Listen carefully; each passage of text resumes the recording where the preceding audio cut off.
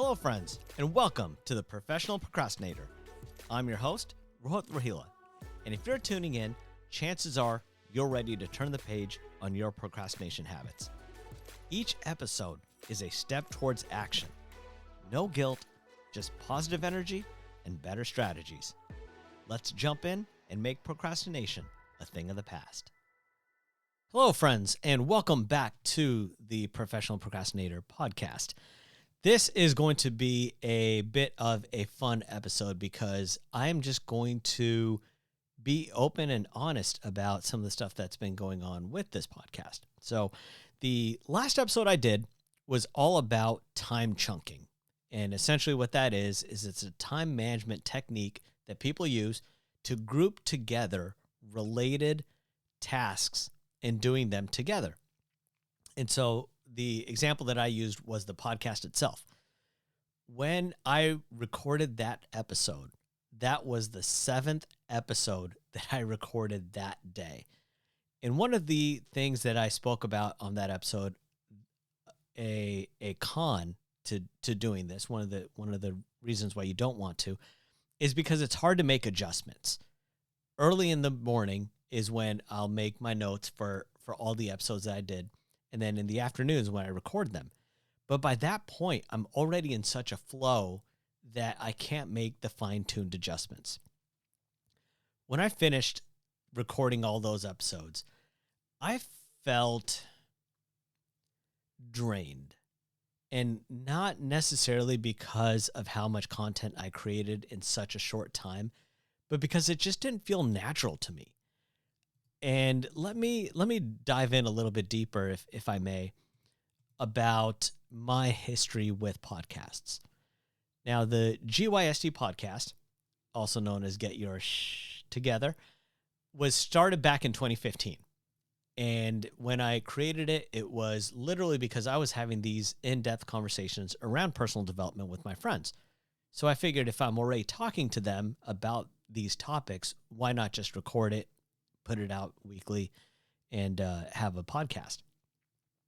Well, where that podcast now is 300 episodes in. All of the episodes are done with multiple people on there. And so I've got extensive experience when it comes to recording a podcast. However, that experience is when I'm not alone. It's when someone else is there. The goal of that podcast is to produce a show that's roughly about 25 minutes. And sometimes we're at 30 minutes, 35 minutes. Some, if it's really fantastic conversation, we allow to get up to 40. But it's very easy for us to make a show at least 25 minutes. When I was recording those episodes for this podcast, The Professional Procrastinator, I struggled with just making it past 10 minutes. I think most episodes are roughly about 13 minutes. And not only are they short episodes, not by design, because by design, I'm telling you, the goal was about 25 minutes, same as GYST. But no matter what I did, each episode was coming in at about 13 minutes. So not only has this been difficult for me because 1, I'm flying solo. 2, these are quicker episodes. 3, the amount of depth just isn't there. When I'm writing my own notes and I'm talking to myself, I don't have anyone to challenge what I'm saying or ask for further detail. It's just me. And the other 4th thing is that it just felt unnatural. And so I spent all day long today thinking about why is that? Why was I feeling this way? If I've got such extensive experience when it comes to podcasts, why am I struggling doing something alone? And so what I thought about is, what are the areas that I'm struggling in, and what can I do to create a different atmosphere? So for example, one of the things that I mentioned was it felt unnatural. Well, the reason why I felt unnatural was I was sitting at my desk. I had the microphone in front of me. I had my notes on my computer. And that's not my style. I was essentially just reading my notes out loud. And I'm sure you could tell for the audience listening right now, it just felt scripted. It felt like I was speaking robotic, like I was just reading to you. There was no energy. So I knew right away I had to change that up. So what I'm doing right now is, you'll probably notice my energy is a lot higher. That's because I'm standing up. I've got the microphone on a boom arm right in front of me, but it's great because I can move my hands around and speak using nonverbal communication. I can get excited and I can talk about that, but it's just so much easier for me to be in flow, especially when I'm talking to myself, or sorry, recording by myself. I can feel natural doing it. So not only does it feel more natural now standing up, but I'm also able to put in more energy. Another thing that I did was, it was difficult because when I'm with other people, I can look at them. I can make eye contact with them. I can talk to a face. Right now, I'm just staring at a OneNote, and all that energy is not there. So what I did was, I printed off pictures of audiences, and I've placed them in front of me now. So now, as I'm talking, I'm looking at people in the eyes. I'm making that eye contact with them. I'm gauging what I normally do in trying to assess their acceptance of what I'm saying, especially when I'm in the workshop environment, what's resonating with them, what's not resonating with them. And what I've done is, I've got different audience members for different things that I'm trying to get. So if I want the audience to feel some sort of reflection, I found an audience that is in deep thought, and I look at them when I talk about this. If I want some excitement, especially when I'm first getting started, I've got an audience that's standing and cheering and clapping. And then if I just want a normal audience, I've got that as well. But shifting even just visually has helped me gain more energy and feel more natural. When I'm speaking alone, the majority of the time, it is because I'm in front of an audience.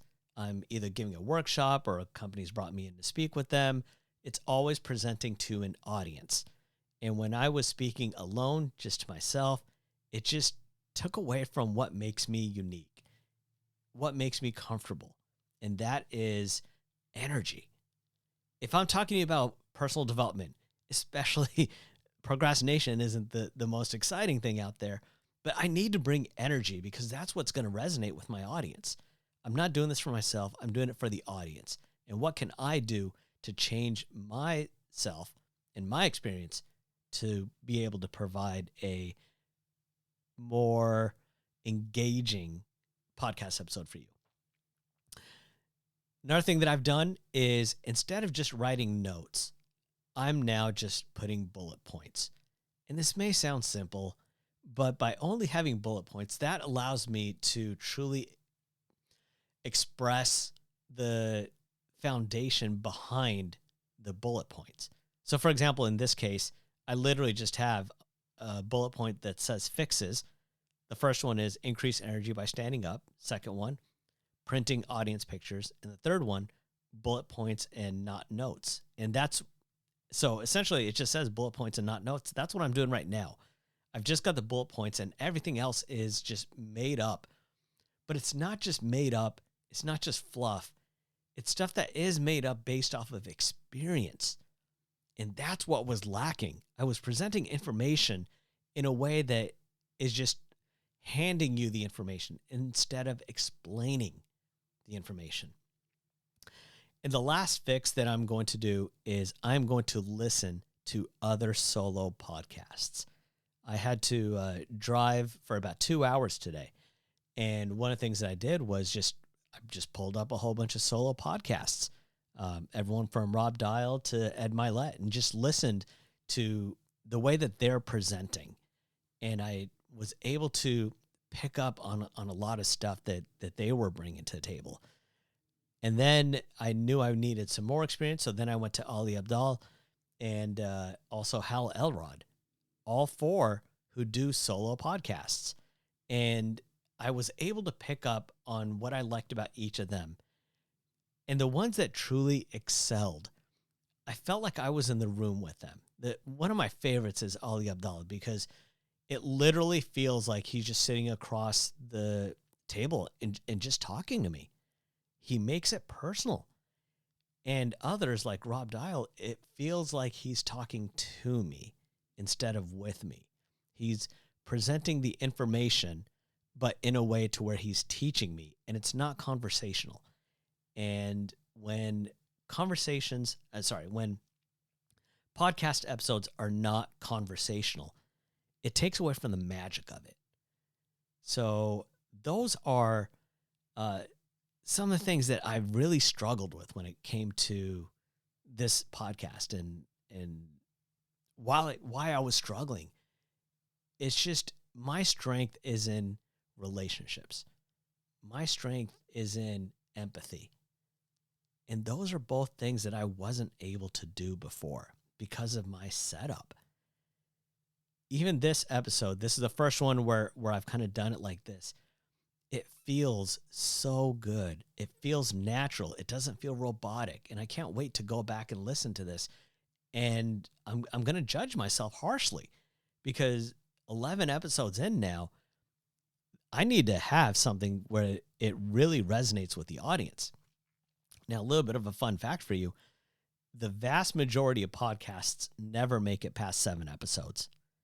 And the fact that I'm now on episode 11, this by default makes it one of the top podcasts in the world, which is just crazy to think about, especially when there's so many people who come up to me saying that they want to do podcasts, and I help them with it. I go over everything that made me successful, everything I've learned from others.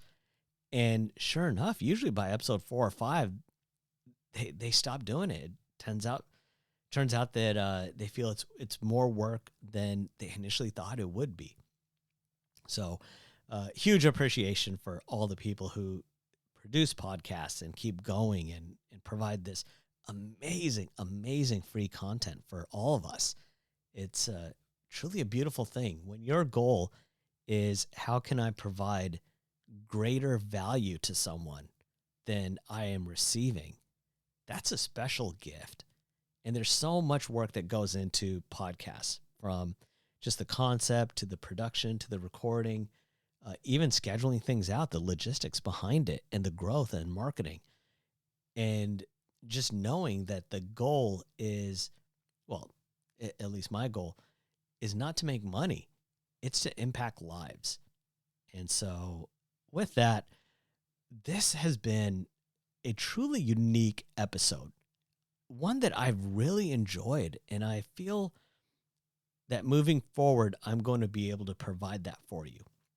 So to sum it up, today I talked about my struggles with this podcast, specifically because I was doing it alone. The episodes were quicker. I wasn't able to get too in depth, and it felt unnatural. And if you want to change anything, you can't just make a list of all the reasons why something does not work out. You need to make a list of how you're going to fix and address those things. So my solution is, I'm going to increase my energy by standing up. I printed off pictures of audiences and have them in front of me so that it feels like I'm talking to someone and delivering a presentation. I'm going to use bullet points and not just notes, because the episodes were sounding more and more like I was strictly just reading them. And the other thing is, I'm going to continue listening to other solo podcasts and learn, what are they doing that makes me feel like I'm in the same room with them instead of them talking to me. So with that, ladies and gentlemen, thank you very much for spending your time with me. Hopefully it wasn't just another form of procrastination. I'm Rohit Rohila, reminding you that sometimes later becomes never. So do it now. You deserve it.